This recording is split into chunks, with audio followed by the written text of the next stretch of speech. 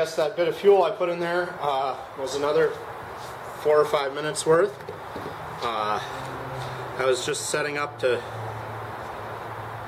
try and film a little bit more and stop looking at the valve there, but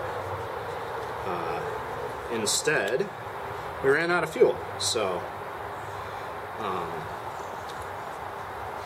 that's that. I am gonna quit out here for the day. Big bubble coming down the line here, so definitely out of fuel. And take the batteries out. We'll take a minute to pull the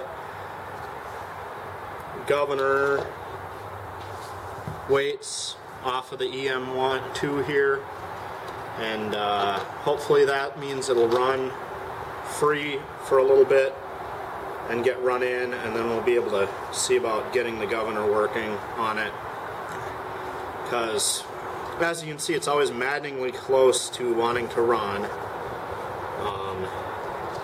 but never quite seems to get all the way there. So as I keep saying, I'm confident that eventually it'll run. Seems to have everything there, so I just need to keep at it, try to get it in the right spot. Especially at slow speed. The slower speed you're trying to run an engine, the more accurate everything needs to be timed and put together. So